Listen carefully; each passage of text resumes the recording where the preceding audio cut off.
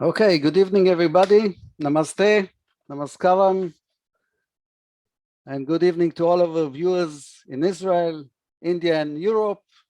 And good afternoon or good morning to our viewers in America, or American continent. Thank you for joining us. The Indian Jewish Heritage Center, together with the Cochin Jewish Heritage Center in Nevatim, are very happy to host for our 84th talk in our Heritage on Zoom program, the Honorable Professor, Mr. Abraham Sofer. Abe, as he's called among friends, was born to Muzel Ezekiel and David Meir Sofer in Mumbai, third child out of 5. He grew up in Mumbai and England, as he will tell us in a few minutes. At the age of 14, the family moved to the US, where he finished his high school. He served in the US Air Force for 4 years, a service that had a very big influence on him. After which he went to study. He received his Bachelor's of Art degree from Yeshiva University as magna cum laude in American history. Magna cum laude means with excellency in Greece. Followed by Bachelor's of Law, LLB, from the New York University. And after law school, he served as law clerk in the United States Court of Appeals in the District of Columbia. Then in the Supreme Court as assistant attorney in the Southern District of New York. From 1969 to 1979, he was a professor of law at Columbia University of Law. And in this period, he wrote a book called War, Foreign Affairs, and Constitutional Power. A lot of success to that book. As administrative judge, he handled the first major environmental action involving PCBs discharging to the Hudson. In 1979, President Jimmy Carter nominated him to a seat, meaning to be a judge, in the District Court of the Southern District of New York, where he served until 1985. On June 1985, he became the legal advisor of the Department of State, a position he held until 1990. In this period, he was a negotiator in various interstate matters that were successfully resolved, including the dispute between Egypt and Israel over Taba, the claim against Iraq for its attack on the USS Stark, claims against Chile for the assassination of the diplomat Orlando Letelier, Pollard case, and more. In 1989, he received the Distinguished Service Award, which is the highest State Department award given to a non-civil servant. In 1990, he shifted to practice law in the private service. In 1994, he was appointed George Shultz Senior Fellow in Foreign Policy and National Security Affairs at the Hoover Institution. He published a few more books. He is the founding member and the chairman of the National Jazz Museum in Harlem. He is a vice chair and a trustee in the Koret Foundation, a fellow member of the Israel Museum, a member of the International Advisory Board of Israel Democracy Institute, and a very good friend. He's married to Marian, and they have 6 kids and 7 grandchildren. Professor Abe Sofer, the stage is yours. All right. Well, everyone knows that you can't control Avner, and he carried on. I urged him to to go light on the character description. But here we go. I do appreciate the invitation to speak about my life and times. Avner Isaac, Bruce Greenfield, and other leaders of the Indian Jewish community of Israel are doing great work on the community's behalf and have become fast friends. Now, in some places in the world, my life would be considered wildly interesting, but not among Jews. I'll tell you a story. I was once eating dinner in Jerusalem uh, and struck up a conversation with someone sitting near me and told him I was from India. He said he was from Morocco. Somebody overheard us, started talking like Israelis do. And pretty soon we realized that almost everybody in the bar came from a different country. Over 10 countries were sitting there having dinner and drinks. The community I come from of Iraqi Jews in Bombay was so well organized when I was born that I thought it had existed for hundreds of years. We had big, beautiful synagogues, social clubs, Zionist organizations, a hospital, schools, and many communal activities, even summer camps in places like Pune, which was then a mere hill town. In fact, the community existed for only about 70 years and was created by the Sassoon family and other merchants from Iraq. It has now disappeared. Jews were safe in India, and I will walk you through some of these pictures I have of my childhood and these places. Here is our synagogue, Knesset Eliyahu in Bombay. Gorgeous place. It's been redone by the very generous Jindal family, and a lovely place where we had a wonderful, vibrant community. This is the apartment house we lived in, Firuzara, Churchgate Reclamation, Bombay. And the community had vibrancy and beauty.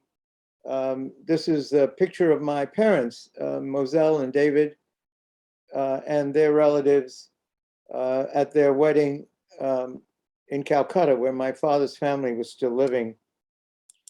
And I mentioned Pune. Here's my dad, David, holding me in his arms with my sister Pearl standing near him, and my sister Dina, who sadly passed away, because one of the things we lived with in India was disease and the lack of the kind of modern medical care that we now have. My Aunt Rachel, in fact, a movie star here in early Bollywood films, was one of three of my aunts who died in childbirth. Now, having been born in 1938, I was too young to realize that much of the world was engaged in war. India was part of the British Empire and sent many brave soldiers to Europe, Africa, and Asia to fight the Axis powers. The threat of a Japanese invasion in India never materialized. So I spent my early childhood enjoying schools and security that my father's success as a junior manager at the E.D. Sassoon Company provided us. I showed you a picture of our apartment building. Here's a picture of me at the age of 4. You could see a happy kid and enjoying a lovely life.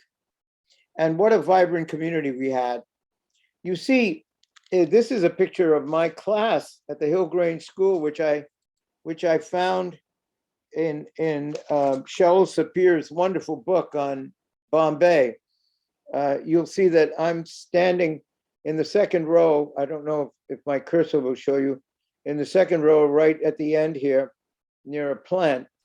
And this was a lovely school that had been created by Sophie Kelly, who's sitting here in among the students.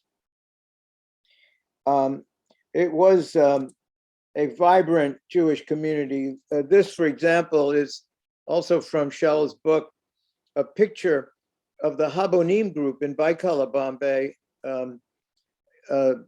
That's 1942, and that's the kind of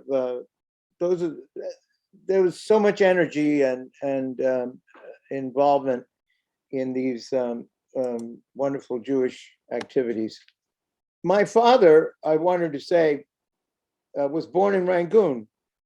And here's a picture of the Sofair building in Rangoon, which his father and his uncle built in the early 20th century. That commercial success unfortunately ended, and my father's family moved to Calcutta, and he met my mother, Moselle, in Bombay. They fell in love, and he moved to Bombay and raised his family there.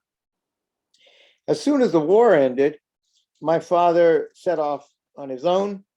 He wanted to do business in Europe and the US, and by 1945, I had three siblings, an older sister, Pearl, a younger brother, Isaac, who everyone calls Ike, and a younger sister, Shoshana. My parents took Shoshana to the US with them and left us in a British boarding school outside of London. Here's a picture of me in 1946 in Trafalgar Square, holding those pigeons and having a great time in the scratchiest clothes that you had, wore in those days, those woolen clothes. And it was a rough time in the boarding school. The atmosphere was harsh, even sadistic. You can read about it in James Joyce's Portrait of the Artist as a Young Man. But the administrators and prefects were used to this kind of crude violence. And at age 7, I had my first experience with anti-Semitism, which was instructive, and I'll tell you about. The incident stemmed from my telling a teacher what some students had said about her. Now, I was 7 years old. I was too inexperienced to realize that pleasing the teacher with that information would displease the students involved. To the students, I was a tattletale. They confronted me and beat me up, and in the course of that, called me a Jew bastard and a Christ killer and whatnot. Well, at dinner that evening, after the daily fight of the 10 kids at my table to grab one of the 10 rolls they put out there for us, the headmaster came over to my table and said, "Hey, why is your head and face all bandaged up? What happened?" Well, the room fell silent. I said, "Sir, I fell on my face running outside." "Is that so?" he asked. "Yes, sir." In that instant, I shed my tattletale reputation. And while those kids never forgave me for being Jewish, they never beat me up again. After that tough year in England, we went to New York for about 18 months, where we lived in Great Neck, and it was a much more comfortable life than post-war London, though I miss the rigor of the British education system. My most vivid memory of my time in the US at that point was of watching television on November 29th, 1947.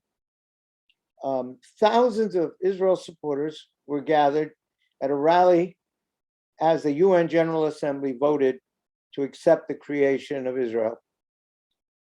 This decision, supported by President Truman, was announced to the thunderous approval of the crowd, many of whom were well aware that he had overruled his Secretary of State and the Foggy Bottom elite that opposed the recognition of Israel.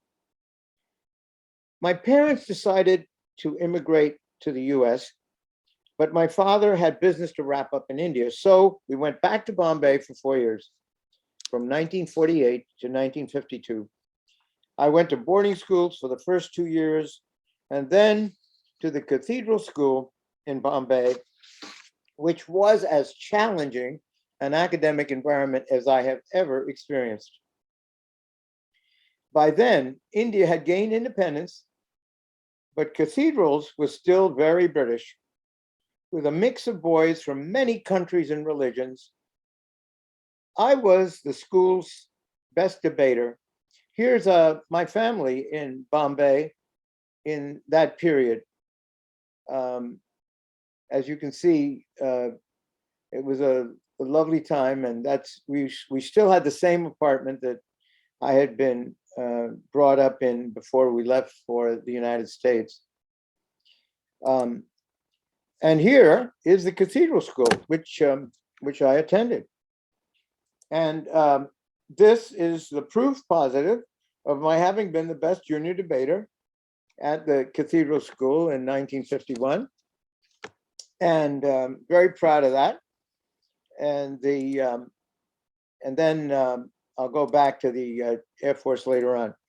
Now, the Iraqi Jewish community in Bombay was still intact, but Israel was beckoning, and doing business in India became difficult under the socialist regime that governed for many years.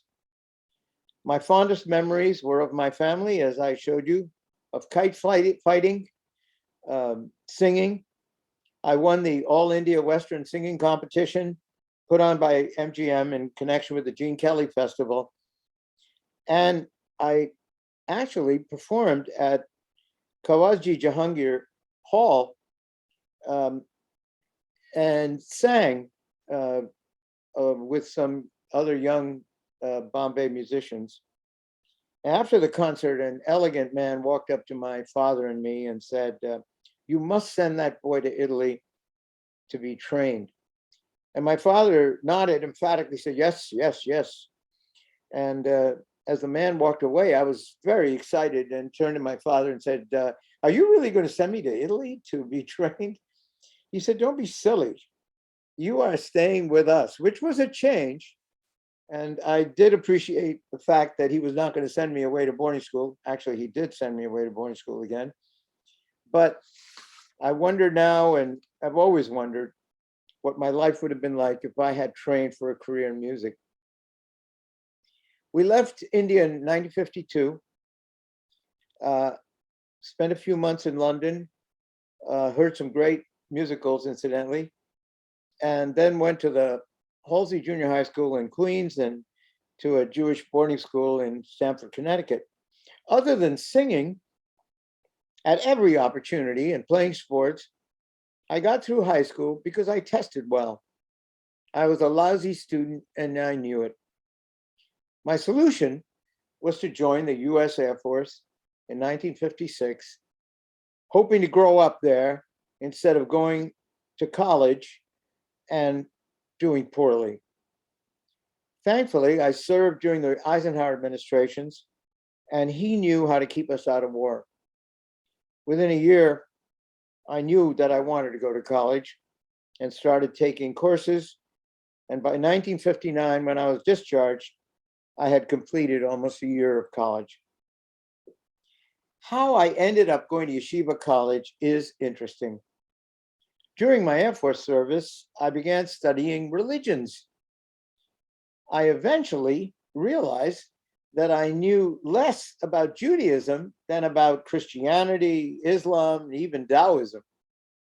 So I tried reading the Torah, Pirkei Avot, and the Talmud. Well, I loved the Torah, I loved the stories, but I couldn't understand much of what the rabbis were saying in Pirkei Avot, let alone the Talmud. I asked a local rabbi in Alexandria, Louisiana, where I was stationed, if he would teach me Hebrew in exchange for cutting his lawn or doing other work. He said no, but he told me I could learn Hebrew and get a good college education at Yeshiva College, where he had graduated. So I applied. Well, months went by. I heard nothing. I called Yeshiva. They told me I could visit, but they weren't giving me any kind of an answer. So I went to New York, and I went up there to Yeshiva and sat in the dean's office until finally they agreed to let me in. Incidentally, before they let me into the dean's office, the lady gave me a black yarmulke, which I immediately put on.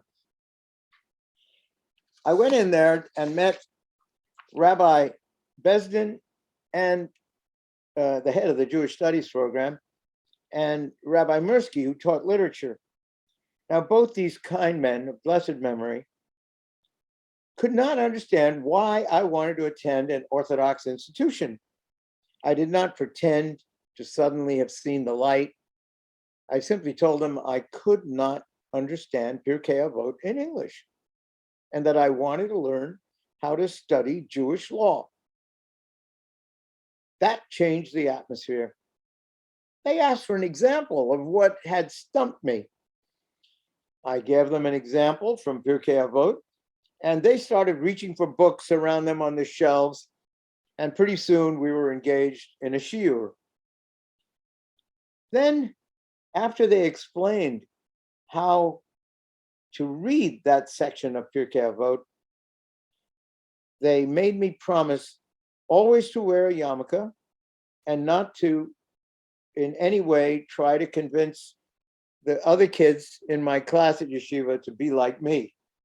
So I did make that promise and then told them I had no money. Well, their answer to that was, don't worry about it. They gave me a 50% scholarship and a 50% loan, and I was off and running at yeshiva. Yeshiva was very challenging. It was a double load of subjects, 15 credits of religious subjects, 15 credits of secular subjects. I worked in the library to earn some extra money for food, and in the Catskills to earn money for books. But among my teachers were some great, great people. David Hartman, who taught me Dinam, and Irving Greenberg, who became our personal rabbi, married us and presided over the Brit Milah of all five of my sons. I did well at yeshiva, and here's my honorable discharge from the US Air Force, if you had any doubt about that. And here is what I looked like then, when I was 18 and was in basic training in the Air Force. And my first son, Daniel, at that time. Here's Yeshiva College, where I went to college. And as I said, I did so well there that I did get a full scholarship, tuition, room, and board at NYU. And that was a very great experience. Here's Rabbi Irving Greenberg at the Brit Milah of our last child in 1990, and that is one of the greatest people I've ever had the privilege to study with.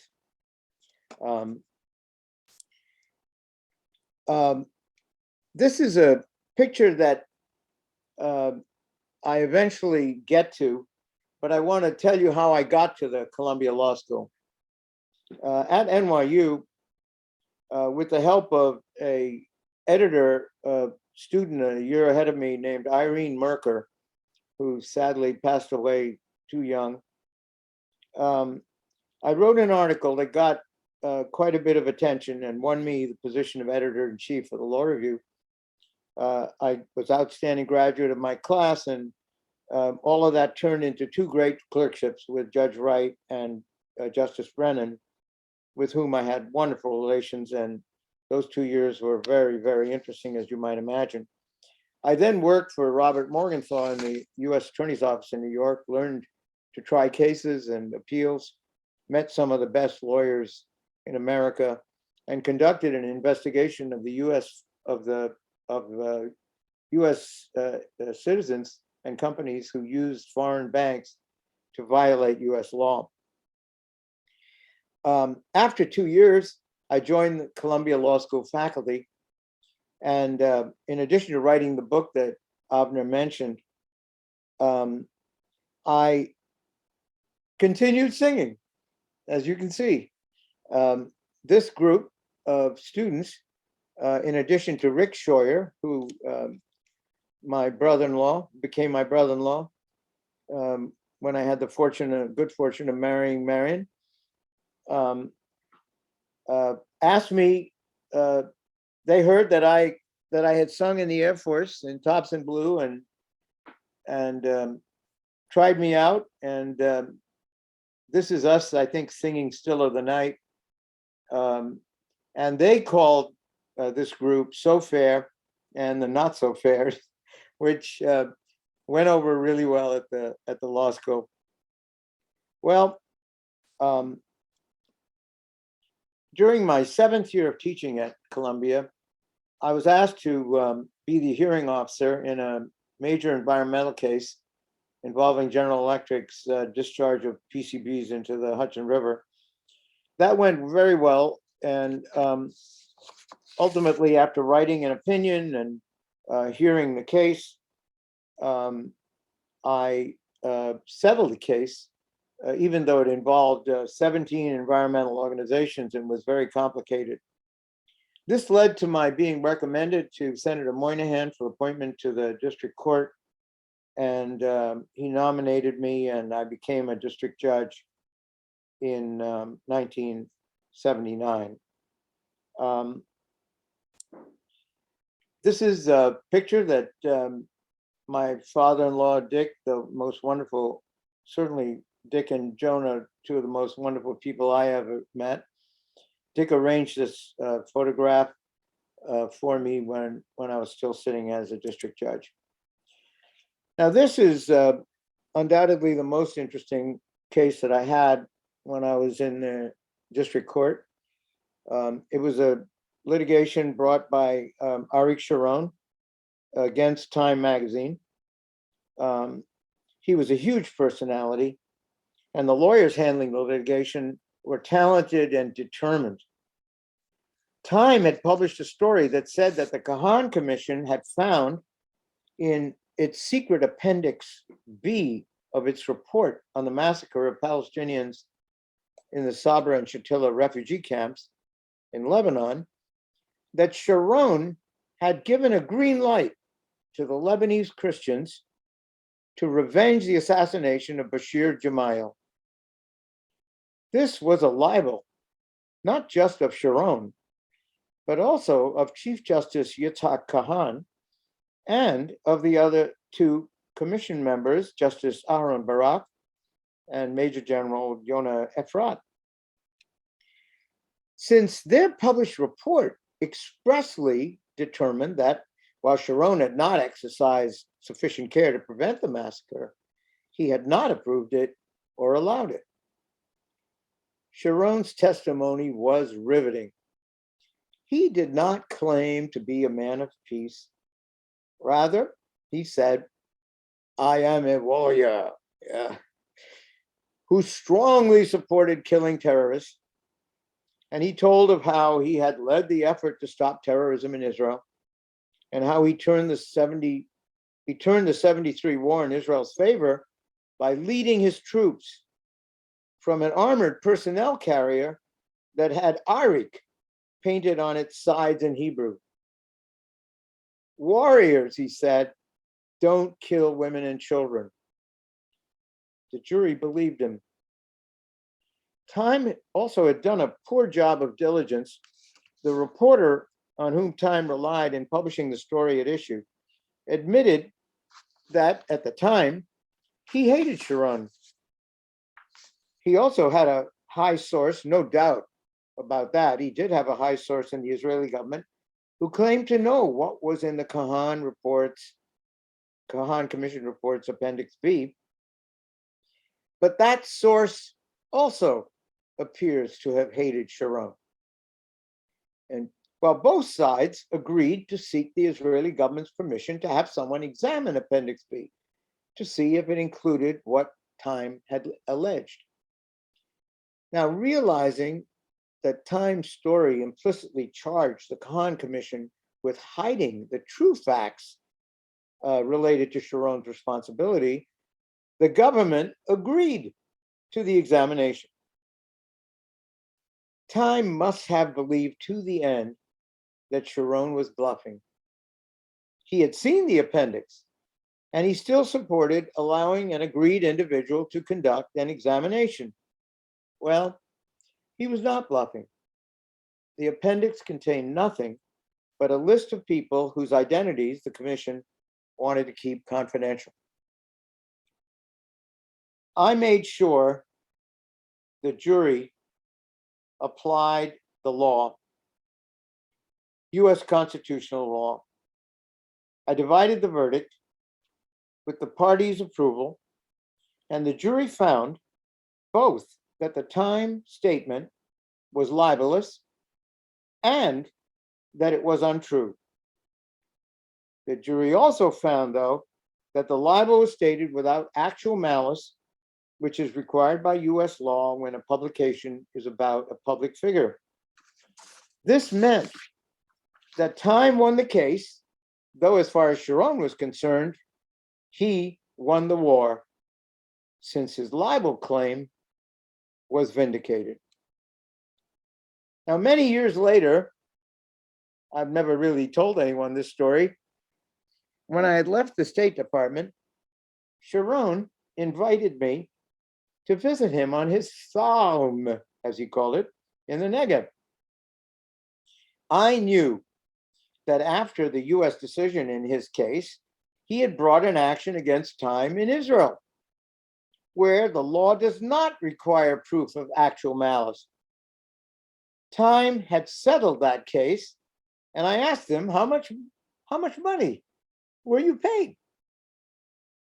Well, he said, I cannot tell you, but he pointed to a window.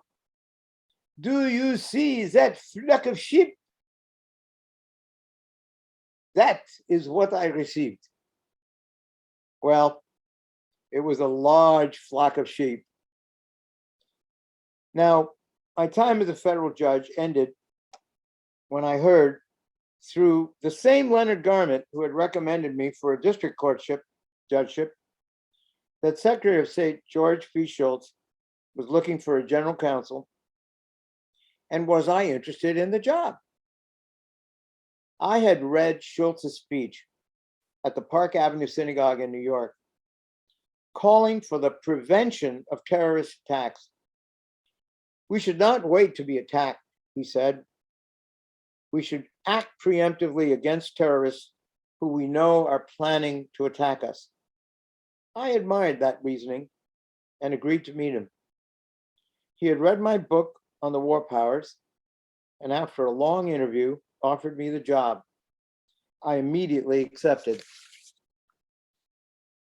Now, some 4 days after I was sworn in on June 10th, 1985, TWA 847 was hijacked by Shiite Muslims, apparently members of Hezbollah.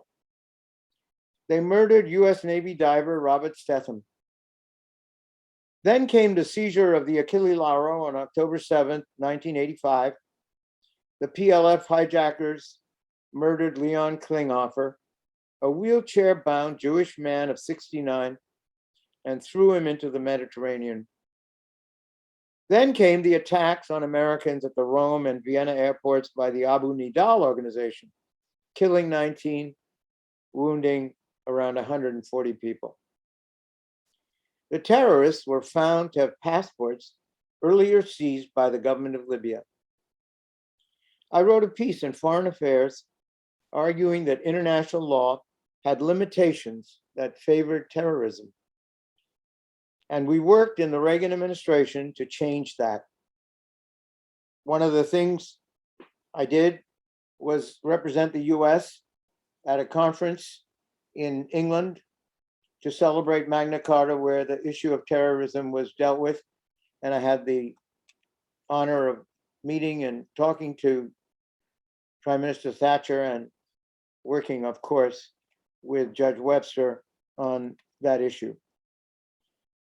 I recommended that President Reagan issue a warning that the US would act in self-defense against states that sponsored attacks by terrorists on Americans in foreign countries. Secretary Schultz agreed, and I drafted the statement that the president issued. The warning went unheeded.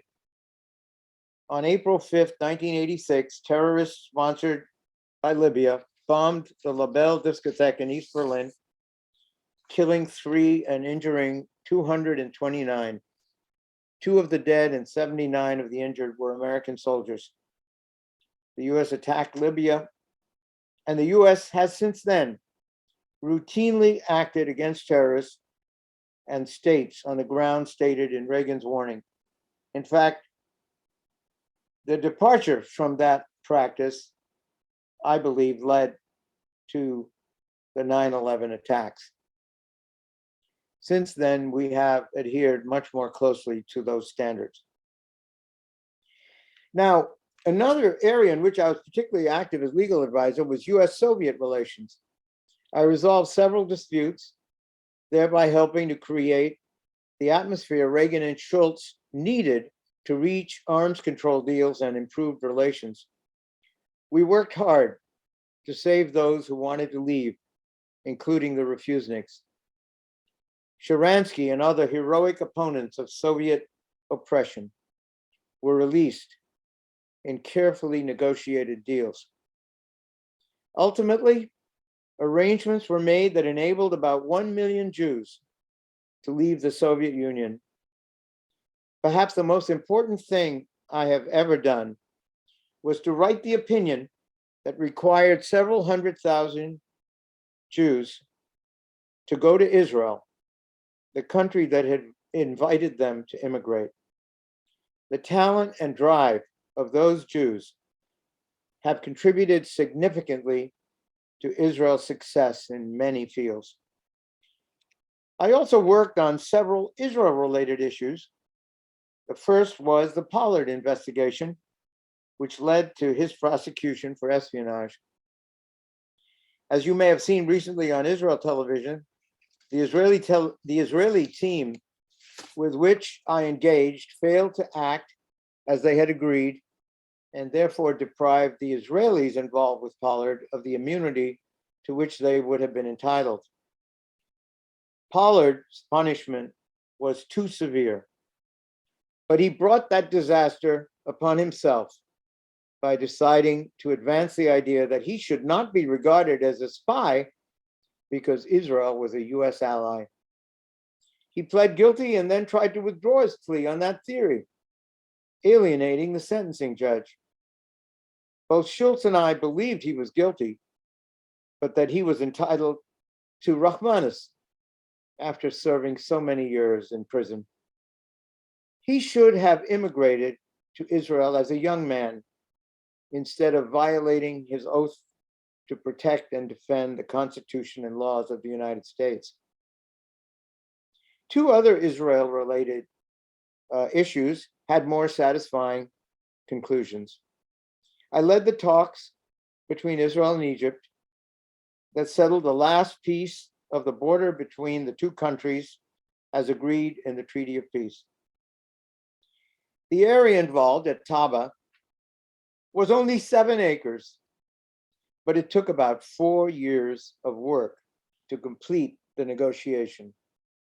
Several of the leaders of the Israeli team were frankly doubtful of Israel's position, but it had become too risky to give Taba back voluntarily. So the parties went through a negotiation on an arbitration agreement, the arbitration itself, and then a negotiation on implementing the tribunal decision. At each stage, Egypt's willingness to give Israel control while retaining sovereignty decreased. Israel got a worse and worse deal at each stage as a result of the delay.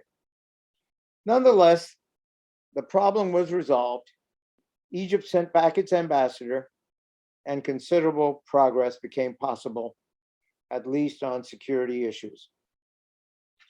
I also negotiated a settlement with Egypt of payments to the families of the 7 Israelis killed by a fanatic border guard at Ras Burqa It was a heartbreaking story. Marion and I knew the young daughter and father of one of the victims. The heroes were, as far as I'm concerned, Egypt's Foreign Minister Esmat Abdelmajid and Deputy Foreign Minister Osama El-Baz. Magid not only approved the payments, he also called each family to express his sorrow and regret for what had happened. Osama found the money we needed from a patriotic businessman, as he called him.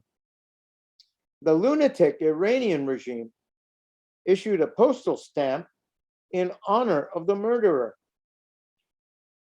a sheet of which I obtained and gave to Prime Minister Shamir. Someday, I will publish a more complete account of my work. I'm working on it now in my archive at the State Department. It included a role in exposing the Iran-Contra affair and preparing Schultz to testify. And that marked a turning point in the return to the government. This is a picture of Marion and her parents in London at that same conference at which I met Thatcher. And here I am with Mayor Fredge of Bethlehem. One of the things I was privileged to do as State Department legal advisor was to get him 2 armored cars, which he asked us to buy for him because the PLO was determined to kill him at a certain stage, which I think we helped to prevent. And here I am sitting behind Secretary Schultz as he testified in the Iran-Contra affair and turned around the effectiveness of the Reagan administration in its last 2 years. I played a role in exposing the secret and illegal activities in Iran-Contra. I also played a supporting role in the removal of Noriega from Panama when the Bush administration came in, and I took on the task of defending the legality of our invasion. You might recall how successful that invasion was, despite some of the criticism. And the invasion saved the Panama Treaty, which led to the independence of Panama from the United States and to its democratic government. Finally, I went to India on behalf of the United States. President Reagan was invited to celebrate the 175th anniversary of the consulate in Bombay, one of the oldest US consulates in the world. He nominated me to go in his place, and that was a wonderful trip.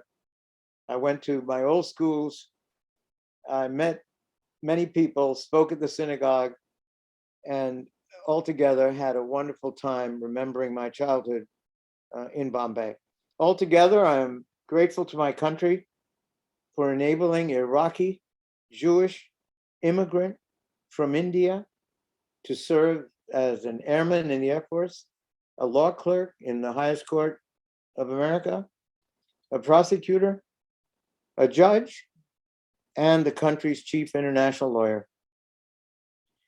Now, after leaving the State Department, I worked as a private lawyer and have spent over 25 years at Stanford's Hoover Institution as a scholar. This is my family as we moved to Stanford. They're all grown up now. We have 7 grandchildren. The little guy spent 7 years in the US Navy and is now a PhD student at Columbia in computer theory. Here's the Hoover Institution's famous tower, which is just full of papers and books, and including my archive, which someday will be available to the public. And here is the principal book that I wrote while at Hoover, Taking on Iran, in which I tried to show the mistakes we made in dealing with Iran as compared to our policies in dealing with the Soviet Union. We showed neither the strength necessary to get people to the table in a sound way, nor the diplomatic professionalism that with Iran that we showed with the Soviet Union. And we're still paying the price of that failure. While I was at Hoover, I had the honor to sponsor a program with one of my great heroes, Sharansky, who has always been a moral beacon to me and continues to be on the issue of Ukraine today. And incidentally, we have gone on to do other things since then. In practicing law, I settled a dispute between the wonderful organization WWF International and WWF US, where I represented Prince Philip, who truly was an extraordinary diplomat and environmentalist. And that settlement has kept together one of the great environmental organizations in the world. Now, my wife, Marion, and I have also enjoyed immensely our relationship with the Israel Museum, to which we gave our collection of the city coins of the Holy Land. We continue to build support for the museum in Northern California. And here is Marion presenting Prime Minister Modi with a book on the synagogues of India, which she produced, and in the presence of Prime Minister Netanyahu. Very proud of that. Now, the same Lenny Garment that I have mentioned also involved me in forming and supporting the National Museum of Jazz in Harlem. Lenny has passed away, but the Jazz Museum continues to thrive and grow. It is now a fine cultural center with excellent leadership and an invaluable collection of the history of jazz, particularly in Harlem. Our musical directors are two of the greatest jazz musicians in the world, cellist Christian McBride and pianist Jonathan Batiste. My brother-in-law, Jonathan, has joined the effort wholeheartedly. All we need now is about $100 million, which some people have, to build the National Jazz Center in Harlem, to house our activities and to greatly expand our impact in teaching and other community activities. Marion and I have also been involved for years in supporting the Indian Jazz Heritage Center. We both hope that the Indian community within Israel will be successful in raising the funds it needs to build the beautiful museum and tourist center it has planned in Nevatim. I've been there, I've seen the plans, I know the architects. I strongly support the project, and I hope it will become a reality soon. Now, in conclusion, I want to say a few words about why I am so happy to have done this virtual event today. We all take such events very much for granted, as though such community exchanges, not significant internationally or anything like that, private, small groups, are no big deal. But for me, this coming together is nothing short of amazing. Technologically, when my life began, human beings could not have sat in their houses, their offices, and communicate with the facility with which we communicated today. At virtually no cost, sharing pictures and stories on equipment well within the economic capacity of most people. Amazing. Socially, I grew up in a small community of Baghdadi Jews that had few personal associations, even with other Jews, Indian or European. Today, here we are, as members of the Indian Jewish Heritage Center, enjoying friendships with Jews from all over the world and engaging with all manner of non-Jews in all aspects of life. Amazing. Politically, while the Jews of India were free from oppression, during my lifetime, the Jews of Europe were subjected to the Holocaust. And the Jews of virtually every Middle Eastern country were persecuted and expelled. Today, we have a Jewish state that is a sanctuary against Jew hatred, and in which, despite several wars and continuing threats, all Israelis of all religions live and work together. Amazing. I take none of these developments for granted. They represent the work and sacrifice of many people who've come before us. We must continue that tradition. I, for one, plan to keep on going and singing to the end. Here I am singing at the American Numismatic Gala, and I've got you under my skin, one of the great standards. And I had the pleasure of actually making a CD. I call it The Nearness of You because that's our favorite song. And I want to go out here today with that song. Now we'll hear it.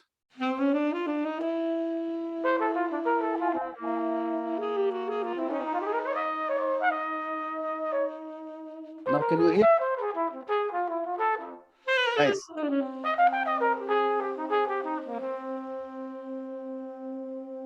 It's not the pale moon that excites me, that thrills and delights me. Oh no, it's just the nearness of you.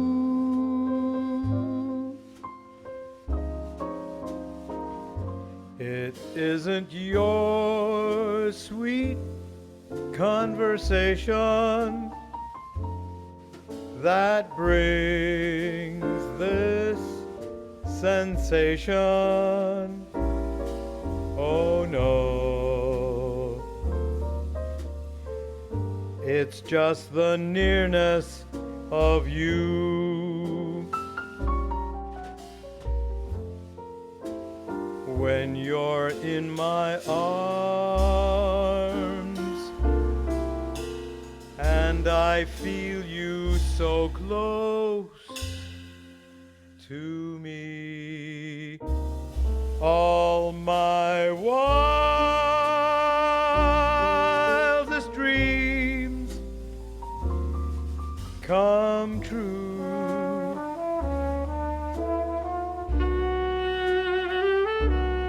I need no soft lights to enchant me if you'll only grant me the right to hold you ever so tight and to feel in the night the nearness of you.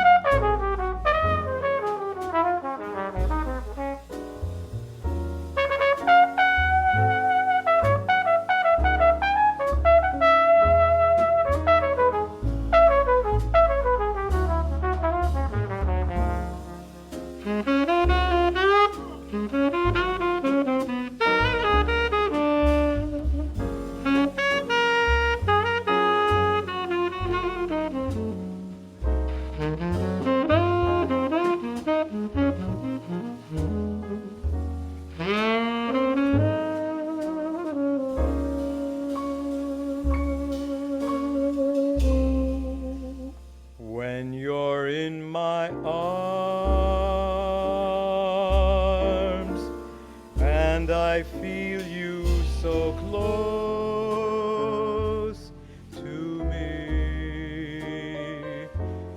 All my wildest dreams come true. I need no soft lights to enchant me if you only grant me the right to hold you ever so tight and to feel in the night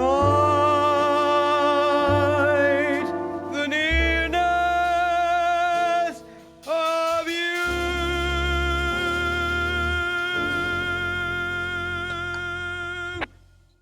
Thank you. We go to the part of the questions. Rafi is asking, what is your view on the position of US and the West with regards to the war in Ukraine? And I'll continue this and ask Shlomo's question. What do you think will be the influence of this on the agreement with Iran? Wow, those are two very complicated issues. I recognize how difficult it is to deal with the Russian government as it's presently constituted. The statements that have been made about their intentions have consistently been false. Their claims about the Ukrainians being a Nazi regime are false. The claims of a genocide in eastern Ukraine are false. So it's difficult to cope with this kind of diplomacy. However, certainly the problem the Ukrainians face is that fact that they're dealing with a major power. The problem we face is the fact we're dealing with a nuclear power. So we have to proceed carefully. President is doing that. President Biden is doing that. To a significant degree, I agree with him. The Ukrainian people are fighting bravely, as they must at this point. But I've always felt that Ukraine should try to engage with the Russians to the extent that it's possible, if only to get a ceasefire so that some face-saving solution can be found where you don't have this thing going to the end. I don't like when I hear the people say they're going to fight something to the end. It doesn't excite me. I remember that we fought the Romans to the end in the Bar Kokhba revolt. And while we showed great bravery, we lost our state. Most of the Jews in the world were killed or subjugated, put into slavery. And it's been well over 1,500 years to 1,800 years for us to recover a state of our own. So I hate to see the Ukrainian people subjected to that kind of thing. I do feel we need to do more diplomatically as we stand up to the Russians, as we impose sanctions on the Russians, as we help the Ukrainian people. And I do agree that we have to face the fact the Russians have nuclear weapons, but we cannot assume they're going to use them, because if you assume that, they can just do anything they want. You have to face that And you have to make it clear to them that there won't be a Kremlin ever again if they use nuclear weapons. So we have to put aside the issue of nuclear weapons and gradually increase our support for the Ukrainians as the Russians increase their attacks on humanitarian targets. So it's a very tough act to perform. It's one in which insults should be minimized and diplomacy and rational dealing should be maximized. Putin has a brilliant foreign minister, Lavrov. Many very brilliant people are around in the United States and Ukraine, elsewhere, that could engage with him if possible, or with people that work for him. So I mean, at this stage, it's impossible to stop fighting. But if we could focus on professional diplomacy as the benefit of successful fighting, we might find a way to get a ceasefire and find a solution to enable a Russia, which is a great power, to satisfactorily resolve a terrible mistake that it has made. So I know that's a very unsatisfying set of suggestions, but sometimes, you know, the situation is just so bad that the outcome is never going to look good. The outcome will just be better, perhaps, than it would have been without sensible intervention. And on top of that, you want me to talk about the Iran deal in Russia? Well, the influence of the war. I'm against the Iran deal because it doesn't just cover nuclear weapons. It doesn't do that well, but at least that's a valid objective. It gives, it continues to give the Iranians money, which they use to support terrorism. And it doesn't deal with Iran's missile program. It doesn't deal with Iran's interventions. It doesn't deal with the hatred they spew about the Jewish people and the state of Israel. So anything Russia might do by mistake to kill that deal is a welcome thing. Apparently, the Russians are trying to take a lot of credit for the deal, and it's not going over very well. Understandably, I mean, Russia's standing in the United States is not very high right now, to put it mildly. So its efforts to take credit for the amazing deal that Iran is going to pull off are welcome. Okay, and Abe, we have another question, which will be the last one. Sure. It was noted in one of the American newspapers, Nahum is asking, that it was noted in one of the American newspapers that Jonathan Pollard gave Israel American submarine and ship codes, and Israel gave these codes to Russia to release the million Russian Jews. So hence Caspar Weinberger was very angry. Is it true? I've never heard a single word of evidence to support that. Nothing. And I've seen all the materials, including Caspar Weinberger's ugly letter. I do consider it an ugly letter. But no, people are just making up stuff, I think, just to support what Pollard's inexcusable conduct. Okay. Abe, it was amazing. And as I said, you have a lot of compliments, and Marian as well, both of you. And I can say that we miss you, and we are waiting to see you soon here with us in Israel. Well, God willing, we'll be there in June, and we look forward to the development implementation of the plans of your organization, of which we are members, and which we are proud to support. And I'm really proud to be an overseas citizen of India, and very grateful to India and Israel for the tolerance that both countries are showing. Let's stick with that. Thank you very much, guys. It was pleasure. Have a very safe Shabbat and blessed one.